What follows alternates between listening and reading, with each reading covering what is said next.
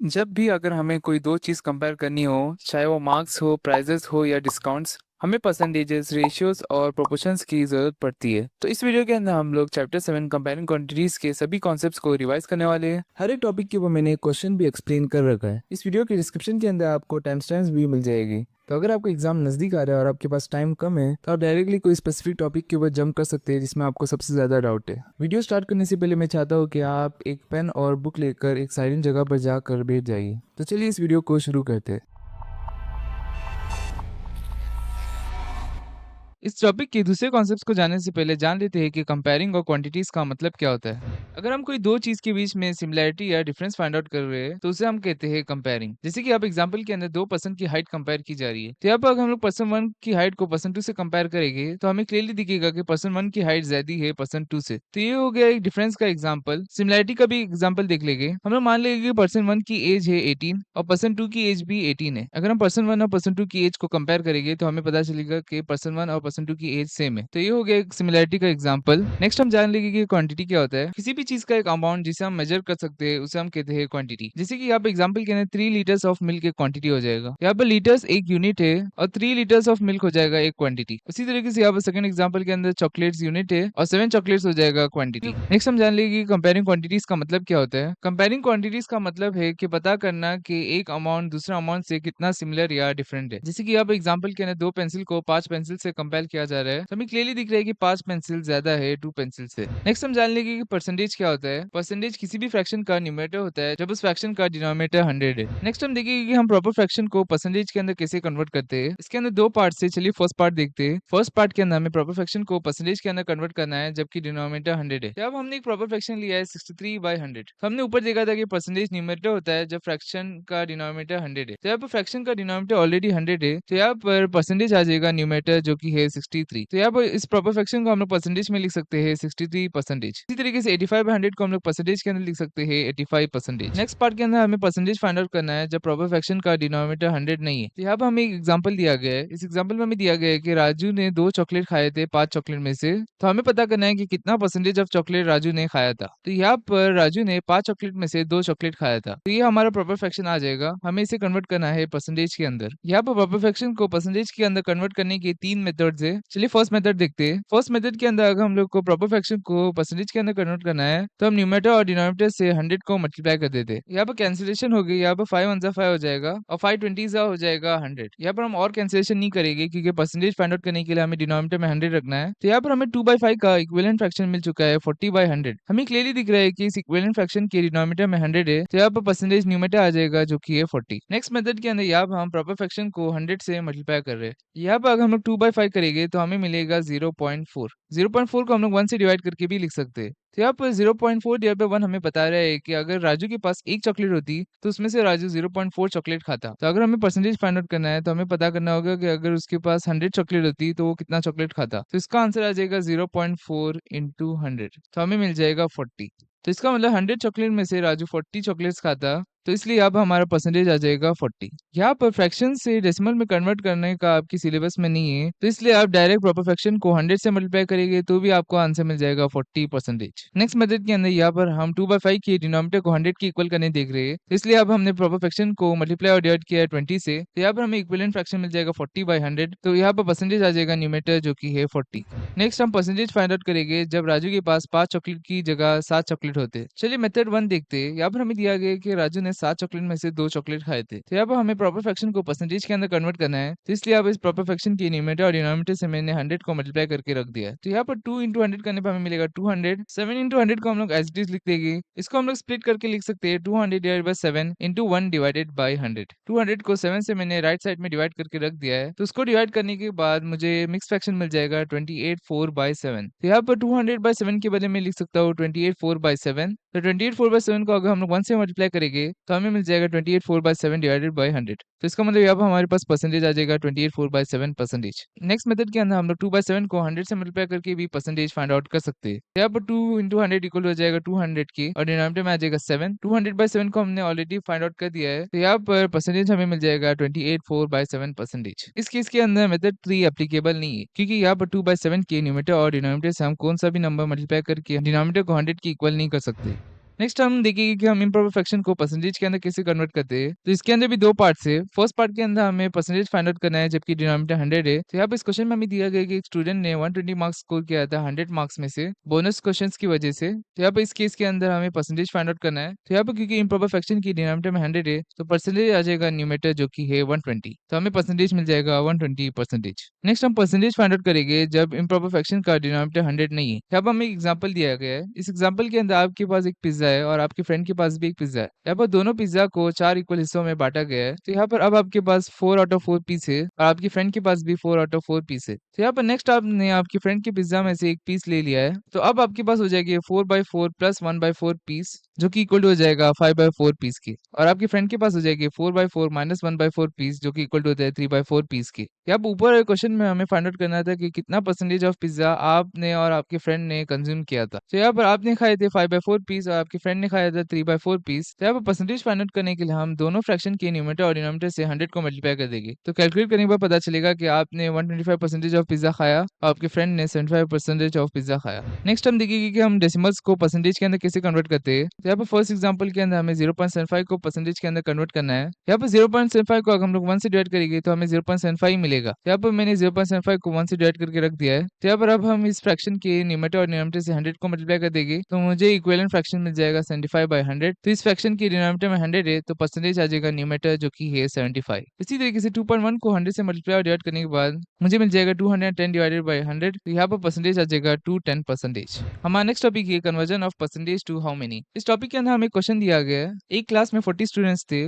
उस क्लास में 25% of students को क्रिकेट खेलना पसंद था। तो हमें फाइंड आउट करना है कि कितने चिल्ड्रन को क्रिकेट खेलना पसंद था। तो यहाँ पर हमें फाइंड आउट करना है 25% ऑफ 40 स्टूडेंट्स, क्योंकि 40 स्टूडेंट्स में से 25% को क्रिकेट खेलना पसंद था। तो हमने चैप्टर 2 में देखा था कि हम ऑफ के बदले लिख सकते हैं मल्टीप्लिकेशन का साइन। यहाँ पर 25% को हम लोग लिख सकते हैं 25/100 और यहाँ पर 40 एज इट इज आ जाएगा। तो कैंसिल करने के बाद हमें मिल जाएगा 10 स्टूडेंट्स। उस क्लास में 10 स्टूडेंट्स को क्रिकेट खेलना पसंद था।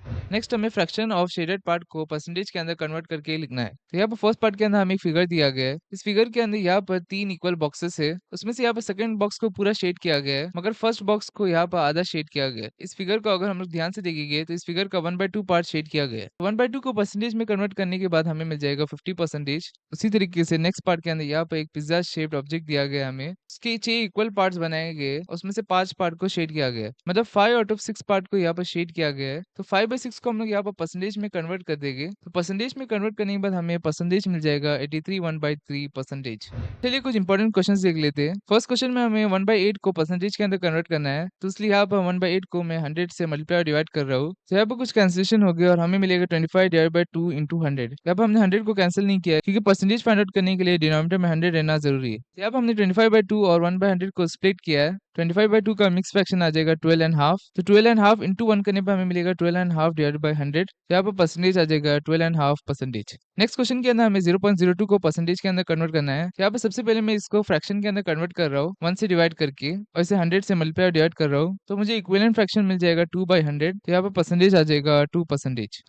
नेक्स्ट क्वेश्चन के अंदर हमें दिया गया है कि 15,000 वोटर्स में से 60% वोटर्स ने वोट किया था। हमें फाइंड आउट करना है कि कितने परसेंट ऑफ वोटर्स ने वोट नहीं किया था और हमें नंबर्स में भी फाइंड आउट करना है कि कितने लोगों ने वोट नहीं किया था। तो टोटल वोटर्स हो जाएगी 100% और नंबर ऑफ पीपल वोटेड आ जाएगा 60%। People who did not vote आ जाएगा 100% माइनस 60% जो कि इक्वल हो जाएगा 40%। तो इस डायग्राम से आपको क्लियरली दिख रहा है कि 60% लोगों ने वोट किया था और बचे हुए 40% लोगों ने वोट नहीं किया था। तो हमें परसेंटेज में मिल चुका है कि 40% लोगों ने वोट नहीं किया था। नेक्स्ट हमें नंबर्स में फाइंड आउट करना है कि कितने लोगों ने वोट नहीं किया था। तो हम फाइंड आउट कर देंगे 40% ऑफ 15,000। तो हमें पता है कि टोटल वोटर्स थे 15,000। तो 15,000 का अगर हम लोग 40% कर देंगे तो हमें मिल जाएगा कि कितने लोगों ने वोट नहीं किया था। तो 40% को हम लिख सकते हैं 40/100। हमने चैप्टर 2 में देखा था कि हम ऑफ के बदले लिख सकते हैं मल्टीप्लिकेशन का साइन और 15,000 एज इट इज आ जाएगा। कैंसिलेशन करने के बाद हमें मिल जाएगा कि 6,000 लोगों ने वोट नहीं किया था। नेक्स्ट हम जान लेंगे कि रेशियो क्या होता है। रेशियो दो या दो से ज्यादा क्वांटिटीज को कंपेयर करता है। रेशियो में बताया है कि कितने बार एक वैल्यू प्रेजेंट है दूसरे वैल्यू के रिस्पेक्ट में। जैसे कि अब हमें इस बैग के अंदर कुछ डेयरी मिल्क और 5 स्टार चॉकलेट्स दिए गए तो हमें डेयरी मिल्क और 5 स्टार का रेशियो फाइंड आउट करना है। तो यहाँ पर हम डेयरी मिल्क और 5 स्टार लिख देंगे और उसके बीच में रेशियो का सिंबल डाल देंगे। इस सिंबल को हम लोग कहते हैं इस टू। तो यहाँ पर डेयरी मिल्क इस टू 5 स्टार हमें फाइंड आउट करना है। इस बैग के अंदर 3 डेयरी मिल्क चॉकलेट प्रेजेंट है। तो यहाँ पर डेयरी मिल्क के बदले में लिख दूंगा 3 और 5 स्टार के बदले में लिख दूंगा 6। यहाँ पर मैं कैंसिलेशन करूंगा तो यहाँ पर 3 1 3 हो जाएगा और 3 2 हो जाएगा 6। तो सिंपलेस्ट फॉर्म में हमें रेशियो मिल जाएगा 1:2। ये रेशियो हमें बताते हैं कि हर डेयरी मिल्क चॉकलेट के लिए बैग के अंदर 2 5 स्टार चॉकलेट प्रेजेंट है। तो इसलिए हम लोग कह सकते हैं कि अगर इस बैग के अंदर 1 डेयरी मिल्क चॉकलेट प्रेजेंट है, तो 2 5 स्टार प्रेजेंट होना ज़रूरी है। इसी तरीके से यहाँ पर 3 डेयरी मिल्क चॉकलेट प्रेजेंट है, तो 6 5 स्टार चॉकलेट रहना ज़रूरी है। नेक्स्ट हम देखिए कि हम रेशियो को परसेंटेज के अंदर कैसे कन्वर्ट करते हैं। यहाँ पे एग्जांपल 8 में हमें दिया गया है कि रीना की माँ से कहती है कि अगर हमें इडली बनाना है, तो हमें राइस के 2 पार्ट्स लेने हैं और उड़द दाल के 1 पार्ट। तो इसका मतलब यहाँ पर राइस और उड़द दाल का रेशियो आ जाएगा 2:1। यहाँ पर डायग्राम के अंदर भी मैंने बता रखा है कि अगर हम लोग 2 पार्ट्स ऑफ राइस ले और 1 पार्ट ऑफ उड़द दाल, तो हम इडली को तैयार कर सकते हैं। तो इस क्वेश्चन के अंदर हमें फाइंड आउट करना है कि इस बॉल के अंदर कितना परसेंटेज ऑफ राइस था और कितना परसेंटेज ऑफ उड़द दाल। यहाँ पर टोटल पार्ट्स आ जाएगी 2 + 1 जो कि इक्वल टू हो जाए 3 के, और यहाँ पर राइस की पार्ट्स आ जाएगी 2 आउट ऑफ 3 और उड़द दाल की पार्ट आ जाएगी 1 आउट ऑफ 3। तो यहाँ पर 2 प्रॉपर फ्रैक्शन हमें मिल चुके हैं। तो फ्रैक्शन को परसेंटेज के अंदर कन्वर्ट करने के लिए हम फ्रैक्शन को 100 से मल्टीप्लाई कर सकते हैं। तो यहाँ पर 2/3 को 100 से मल्टीप्लाई करने के बाद मुझे मिल जाएगा 200 डिवाइडेड बाय 3। तो 200 डिवाइडेड बाय 3 का मिक्स फ्रैक्शन आ जाएगा 66 2/3। तो यहाँ पर राइस का परसेंटेज आ जाएगा 66 2/3 और इसी तरीके से उड़द दाल का परसेंटेज आ जाएगा 33 1/3। नेक्स्ट एग्जांपल के अंदर हमें ₹250 को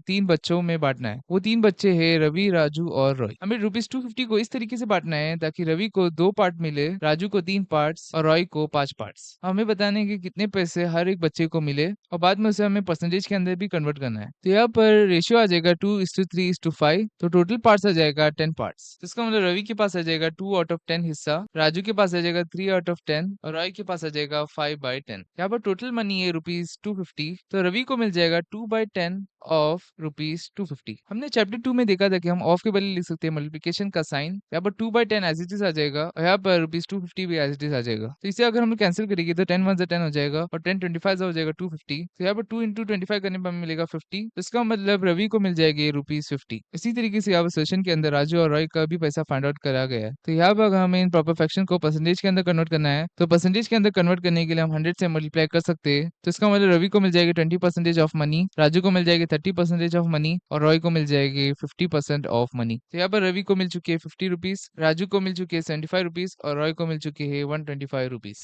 तो चलिए रेशियो के ऊपर एक क्वेश्चन देख लेते हैं। इस क्वेश्चन के अंदर हमें दिया गया एक चौक के अंदर कैल्शियम, कार्बन और ऑक्सीजन 10:3:12 रेशियो के अंदर प्रेजेंट है। तो हमें फाइंड आउट करना है कि चौक के अंदर कितना परसेंटेज ऑफ कार्बन है। तो यहाँ पर टोटल पार्ट्स आ जाएंगे 10 + 3 + 12 जो कि इक्वल टू होता है 25 के। तो इसका मतलब यहाँ पर चौक को हमने 25 इक्वल हिस्सों में बांट लिया है। उन 25 पार्ट्स में से 10 पार्ट्स हो जाएगी कैल्शियम के, 3 पार्ट्स हो जाएगी कार्बन के और 12 पार्ट्स हो जाएगी ऑक्सीजन के। तो इसका मतलब चौक के अंदर 3 आउट ऑफ 25 पार्ट्स कार्बन के हैं। तो यहाँ पर हमें प्रॉपर फ्रैक्शन मिल चुका है, तो इसे हम परसेंटेज के अंदर कन्वर्ट करेंगे। तो परसेंटेज के अंदर कन्वर्ट करने के लिए मैंने न्यूमरेटर और डिनोमिनेटर से 4 को मल्टीप्लाई कर दिया है। तो यहाँ पर अब मुझे ऐसा इक्विवेलेंट फ्रैक्शन मिल चुका है जिसमें डिनोमिनेटर 100 है, तो परसेंटेज आ जाएगा न्यूमरेटर जो कि है 12। तो उस चौक के अंदर 12% ऑफ कार्बन प्रेजेंट है। इस क्वेश्चन के पार्ट 2 में हमें दिया गया है कि अगर उस चौक के अंदर 3 ग्राम कार्बन प्रेजेंट है, तो हमें बताना है कि उस चॉकस्टिक का वेट कितना है। तो यहाँ पर हम अननोन वेट को मान रहे हैं x। ऊपर हमने देखा था कि चौक के अंदर 12% कार्बन प्रेजेंट है। अगर हम लोग 12% ऑफ चौक का वेट करेंगे तो हमें मिल जाएगा 3 ग्राम्स, क्योंकि चौक के अंदर 3 ग्राम कार्बन प्रेजेंट था। तो यहाँ पर ऑफ के बदले हम लिख देंगे मल्टीप्लिकेशन का साइन, 12% के बदले हम लिख सकते हैं 12/100। तो इसे सॉल्व करेंगे तो हमें x की वैल्यू मिल जाएगी 25 ग्राम्स। तो इसका मतलब चॉकस्टिक का वेट आ जाएगा 25 ग्राम्स।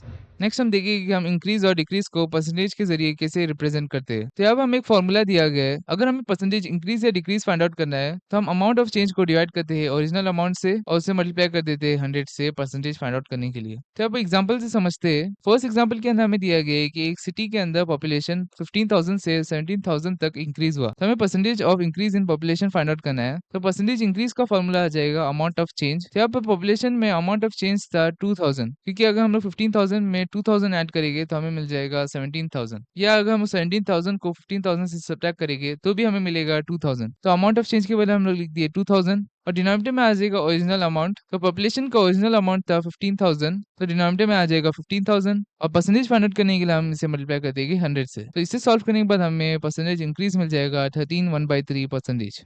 नेक्स्ट हमें एक परसेंटेज डिक्रीज का एग्जांपल दिया गया है। इस क्वेश्चन में हमें दिया गया है कि डिफॉरेस्टेशन के बाद एक फॉरेस्ट के अंदर नंबर ऑफ ट्रीज 500 से 200 तक गिर गए। तो हमें यहाँ पर percentage of decrease in number of trees find out करना है। तो इसलिए यहाँ पर न्यूमरेटर में आ जाएगा अमाउंट ऑफ चेंज। यहाँ पर अमाउंट ऑफ चेंज आ जाएगा 500 - 200 जो कि इक्वल टू होता है 300 की, और डिनोमिनेटर में आ जाएगा ओरिजिनल अमाउंट। ट्रीज का ओरिजिनल अमाउंट था 500 तो डिनोमिनेटर में आ जाएगा 500 और परसेंटेज फाइंड आउट करने के लिए हम इसे मल्टीप्लाई कर देंगे 100 से। तो इसे कैलकुलेट करने के बाद हमें परसेंटेज मिल जाएगा 60%। नेक्स्ट हम और एक क्वेश्चन देख लेंगे। इस क्वेश्चन के अंदर हमें दिया गया है कि अरुण ने एक रुपीज 3,50,000 की गाड़ी खरीदी थी। नेक्स्ट ईयर उस गाड़ी की प्राइस 3,70,000 तक बढ़ गई। यहाँ पे हमें percentage of price increase find out करना है। तो यहाँ पर भी हम amount of change find out करेंगे, तो वो है 20,000। ओरिजिनल प्राइस है 3,50,000, तो परसेंटेज इंक्रीज इक्वल टू हो जाएगा amount of change divided by original amount into 100। इसे सॉल्व करने के बाद हमें मिल जाएगा 5/5 हमारा नेक्स्ट टॉपिक है cost price and selling price. किसी चीज को अगर हम लोग कोई प्राइस में खरीदते हैं तो उसे हम कहते हैं कॉस्ट प्राइस, और किसी चीज को अगर हम लोग कोई प्राइस में सेल करते हैं तो उसे हम कहते हैं सेलिंग प्राइस। जैसे कि अब हमें एग्जांपल में दिया गया है कि आपके स्कूल के कैंटीन ओनर ने लेस चिप्स की पैकेट खरीदी थी और हर पैकेट 5 रुपीज की थी। उसने दुकान के अंदर हर पैकेट को 6 रुपीज का सेल किया। तो अब हमें एक चिप्स का कॉस्ट प्राइस और सेलिंग प्राइस फाइंड आउट करना है। तो कॉस्ट प्राइस आ जाएगा ₹5, क्योंकि इस प्राइस के अंदर कैंटीन ओनर ने एक लेस चिप्स की पैकेट को खरीदा था। उसी तरीके से सेलिंग प्राइस आ जाएगा ₹6, क्योंकि इस प्राइस के अंदर कैंटीन ओनर उस चिप्स को भेज रहा है। नेक्स्ट हम देखेंगे कि हम प्रॉफिट और लॉस को परसेंटेज के अंदर कैसे रिप्रेजेंट करते हैं। तो यहाँ पर हमें 3 एग्जांपल्स दिए गए हैं। फर्स्ट एग्जांपल के अंदर हमें दिया गया है आपका फ्रेंड एक फोन बाय करता है ₹8,000 का ऑनलाइन, और उसे एक शॉपकीपर को ₹8,500 में सेल करता है। तो हमें प्रॉफिट और प्रॉफिट का परसेंटेज फाइंड आउट करना है। यहाँ पर प्रॉफिट आ जाएगा selling price minus cost price. Selling price था 8,500, कॉस्ट प्राइस था 8,000। 8,500 माइनस 8,000 करने पर हमें मिलेगा ₹500। यहाँ पर प्रॉफिट ₹500 आया है, क्योंकि आपके फ्रेंड ने मोबाइल के अंदर ₹500 प्रॉफिट डालकर उसे शॉपकीपर को सेल किया था। तो यहाँ पर प्रॉफिट का परसेंटेज फाइंड आउट करना है। तो हम प्रॉफिट को डिवाइड करेंगे कॉस्ट प्राइस से और उसे मल्टीप्लाई कर देंगे 100 से। तो यहाँ पर हमें प्रॉफिट का परसेंटेज मिल गया है 61/4%। नेक्स्ट हमें एक लॉस का एग्जाम्पल दिया गया है। यहाँ पर राहुल एक साइकिल ₹6,000 की बाई करता है और उसे सेल करता है 4,000 में। तो यहाँ पर हमें लॉस और लॉस का परसेंटेज फाइंड आउट करना है। यहाँ पर लॉस आ जाएगा cost price minus selling price. 6,000 minus 4,000 करने पर हमें मिलेगा ₹2,000। तो ये आ जाएगा लॉस, और यहाँ पर लॉस परसेंटेज आ जाएगा loss divided by cost price into 100। तो इसे सॉल्व करने के बाद हमें लॉस का परसेंटेज मिल जाएगा 33.1/3%। लास्ट एग्जांपल में हमें दिया गया है कि एक टॉय कार का सेलिंग प्राइस है ₹540। अगर शॉपकीपर उस टॉय कार को सेल करके 20% प्रॉफिट कमाता है तो हमें उस टॉय का कॉस्ट प्राइस फाइंड आउट करना है। तो यहाँ पर सेलिंग प्राइस हमें दिया गया है ₹540, प्रॉफिट इक्वल टू हो जाएगा selling price minus cost price के। तो अगर हम लोग कॉस्ट प्राइस को लेफ्ट साइड में शिफ्ट कर देंगे तो हमें मिल जाएगा selling price equal to profit plus cost price. यहाँ पे प्रॉफिट को हम लोग लिख सकते हैं 20% ऑफ कॉस्ट प्राइस, क्योंकि इस क्वेश्चन में हमें गिवन था कि प्रॉफिट का परसेंटेज 20% है, तो प्रॉफिट इक्वल हो जाएगा कॉस्ट प्राइस का 20%। तो यहाँ पे इस इक्वेशन के अंदर हम सेलिंग प्राइस की वैल्यू पुट करेंगे और 20% की वैल्यू लिख देंगे 20/100। तो यहाँ पर अगर हम लोग एलसीएम लेंगे और इसे सॉल्व करेंगे तो हमें कॉस्ट प्राइस मिल जाएगा। इस टॉपिक के ऊपर यहाँ पर हमें और एक क्वेश्चन दिया गया है। इस क्वेश्चन में हमें बताना है कि यहाँ पर प्रॉफिट हो रहा है लॉस, हमें प्रॉफिट या लॉस का परसेंटेज भी फाइंड आउट करना है। तो अब एक रेफ्रिजरेटर को 12,000 में बाई करके 13,500 में सेल किया गया था। तो यहाँ पर प्रॉफिट आ जाएगा 13,500 माइनस 12,000, जो कि इक्वल हो जाएगा ₹1,500 की। तो अब हम प्रॉफिट का परसेंटेज फाइंड आउट कर देंगे। यहाँ पर प्रॉफिट का परसेंटेज फाइंड आउट करने के लिए हम प्रॉफिट को डिवाइड कर देंगे कॉस्ट प्राइस से, जो कि है 12,000, और परसेंटेज फाइंड आउट करने के लिए इसे 100 से मल्टीप्लाई कर देंगे। तो यहाँ पर डिनोमिनेटर के 2 जीरो और न्यूमरेटर के 2 जीरो कैंसिल हो जाएंगे। यहाँ पर 15 1 15 हो जाएगा, और 15 8 हो जाएगा 120, 2 4 हो जाएगा 8, 2 50 हो जाएगा 100, 2 2 हो जाएगा 4, 2 25 हो जाएगा 50। यहाँ पे मैंने 25/2 राइट साइड में फाइंड आउट करके रख दिया है। तो यहाँ पर 25/2 इक्वल होता है 12.5 के, तो हमें परसेंटेज मिल जाएगा 12.5%।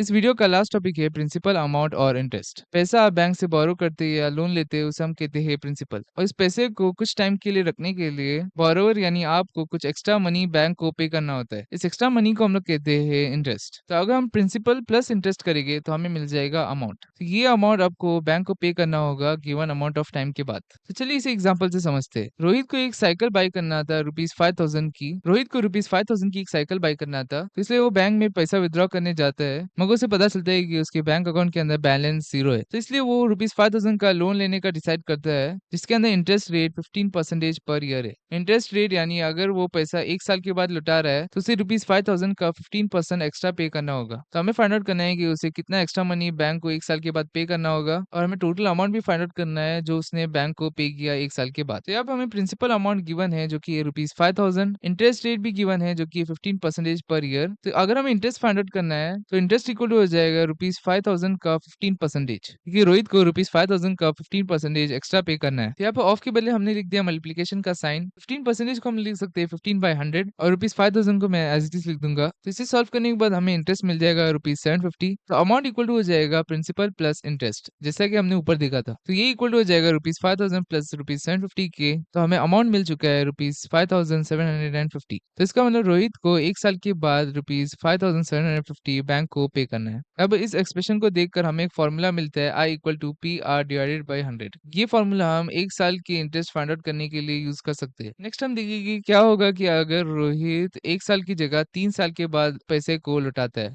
तो यहाँ पे हम इंटरेस्ट दो तरीके से फाइंड आउट कर सकते हैं। चलिए फर्स्ट मेथड देखते हैं। फर्स्ट पार्ट के अंदर यहाँ पे हमें पता है कि 1 साल का इंटरेस्ट ₹750 है, तो 3 साल का हो जाएगा 3 इंटू ₹750। तो हमें इंटरेस्ट मिल जाएगा 2250। तो इसका मतलब रोहित को ₹5000 के अंदर ₹2250 ऐड करके बैंक को 3 साल के बाद पे करना होगा। तो यहाँ पर हम और एक तरीके से इंटरेस्ट फाइंड आउट कर सकते हैं। हमने ऊपर देखा था कि 1 साल की इंटरेस्ट का फॉर्मूला है PR डिवाइडेड बाई 100। तो यहाँ पर ये P है प्रिंसिपल अमाउंट, ये R है इंटरेस्ट रेट और डिवाइड में आ जाएगा 100, जैसा कि यहाँ पर हमने ऊपर देखा था। तो ये इंटरेस्ट था 1 साल का इंटरेस्ट। तो अगर हमें 3 साल का इंटरेस्ट फाइंड आउट करना है तो यहाँ पर हम इस एक्सप्रेशन को 3 से मल्टीप्लाई कर देंगे। तो यहाँ पर हमें इंटरेस्ट मिल जाएगा ₹2250। तो इसका मतलब अमाउंट आ जाएगा ₹5000 प्लस ₹2250। तो यहाँ पर इस एक्सप्रेशन के जरिए हमें एक फॉर्मूला मिल चुका है जो कि इंटरेस्ट का फॉर्मूला है, जबकि ईयर 1 की जगह कितनी भी ईयर्स हो सकती है। तो यहाँ पे ये फॉर्मूले को हम लोग I equal to PR T divide by 100 भी लिख सकते हैं या PTR डिवाइड बाई 100 भी लिख सकते हैं। तो यहाँ पर अगर इस फॉर्मूले के अंदर T की वैल्यू 1 है तो हमें वही ऊपर वाला फॉर्मूला मिल जाएगा I equal to PR divided by 100।